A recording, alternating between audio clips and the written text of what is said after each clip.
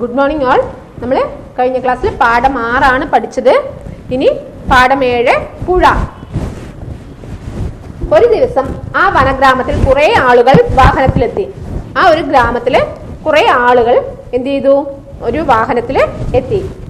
മൂളിമരക്കമ്പുകളും മുൾക്കമ്പികളും കൊണ്ടാണ് അവർ വന്നത്.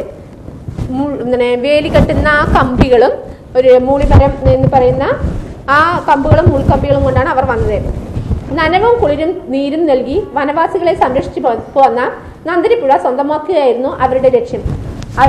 അവരുടെ മനസ്സിൽ എന്താന്ന് വെച്ച് കഴിഞ്ഞാൽ അവര് എല്ലാവർക്കും എന്താണ് കുളിരും അവിടെ നിന്ന് വെള്ളവും ഒക്കെ നൽകുന്ന ആ നന്ദിനിപ്പുഴയെ സ്വന്തമാക്കുക, അത് കെട്ടി അടയ്ക്കുക എന്നുള്ളതാണ് അവരുടെ ലക്ഷ്യം.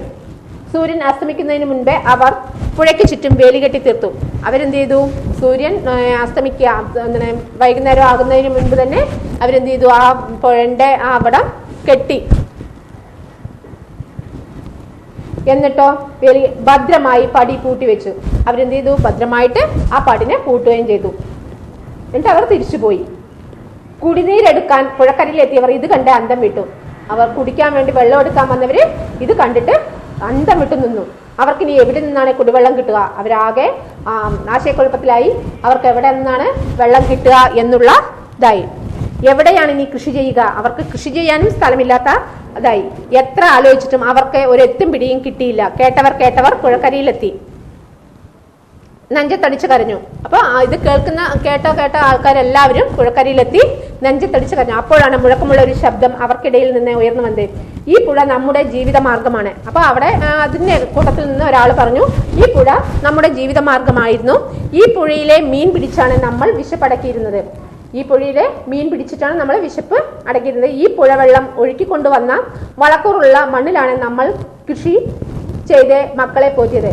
അതായത് ഈ പുഴയിൽ നിന്ന് ഒഴുകി വരുന്ന ആ വളക്കൂറുള്ള മണ്ണിലാണ് നമ്മൾ കൃഷിയൊക്കെ ചെയ്ത് നമ്മുടെ മക്കളെയെല്ലാം വളർത്തിയത്. നമ്മുടെ കന്നുകാലികൾ ഈ നദിയിലെ വെള്ളമാണ് കുടിച്ചിരുന്നത്. ഒരിക്കലും പറ്റാത്ത ഈ നദിയാണ് നമുക്ക് സംതൃപ്തമായ ഒരു ജീവിതം തന്നത്. ഈ നദിയാണ് നമ്മൾക്ക് സംതൃപ്തമായിട്ടുള്ള ഒരു നല്ല സന്തോഷപരമായിട്ടുള്ള ജീവിതം തന്നെ തന്നത്.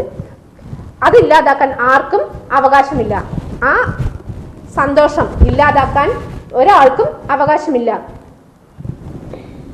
ഈ വേലി പൊളിച്ച് വനത്തിലേക്കുള്ള വഴി അടച്ചു കെട്ടുക.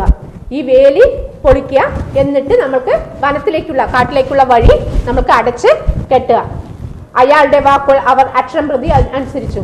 അപ്പൊ എല്ലാരും കൂടെ അതെന്ത് ചെയ്തു? വേഗം ആ വേലിനെ പൊളിച്ചു. അർദ്ധരാത്രിക്ക് മുമ്പേ വനത്തിലേക്കുള്ള വഴി അവർ അടച്ചു കെട്ടി. അർദ്ധരാത്രിയായി. രാത്രി ആകുമ്പോഴേക്കും അവർ ഈ ഇതെല്ലാം പൊളിച്ച് വനത്തിലേക്കുള്ള വഴി അടച്ച് കെട്ടി. നാട്ടിലുള്ളവർ കാട്ടിൽ പ്രവേശിക്കരുതെന്ന ഒരു ബോർഡും തൂക്കി. നാട്ടിലുള്ള ആളുകൾ ഒരിക്കലും കാട്ടിലേക്ക് പ്രവേശിക്കരുത് എന്നുള്ള ഒരു ബോർഡും അവരവിടെ തൂക്കി. പിന്നീട് വനസമ്പത്ത് കയ്യേറാൻ ആരും അവിടെ വന്നില്ല. പിന്നീട് കാട്ടിലുള്ള ആ കാര്യങ്ങളെ ഒന്നും കയ്യേറി പിടിക്കാൻ വേണ്ടിയിട്ട് അവിടെ ആരും വന്നില്ല. ഓക്കെ, ഒരിക്കൽ കൂടെ വായിച്ചു തരാം. ഒരു ദിവസം ആ വനഗ്രാമത്തിൽ കുറെ ആളുകൾ വാഹനത്തിലെത്തി. മൂളിമര കമ്പുകളും മുൾക്കമ്പികളും കൊണ്ടാണ് അവർ വന്നത്.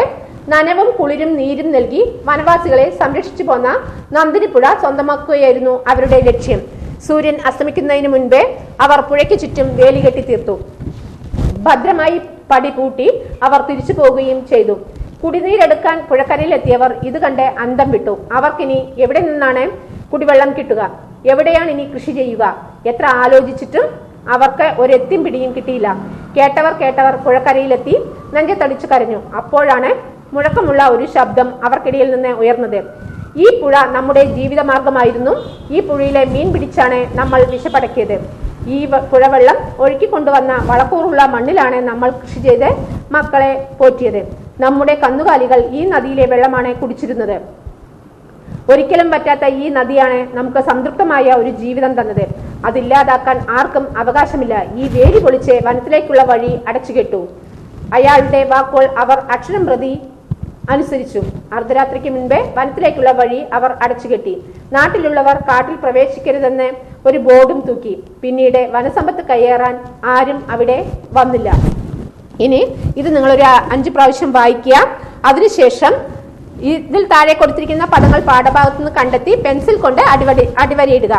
വനഗ്രാമത്തിൽ വാഹനത്തിലെത്തി നീരും കുളിരും ഭദ്രമായി അന്തം വിട്ടു.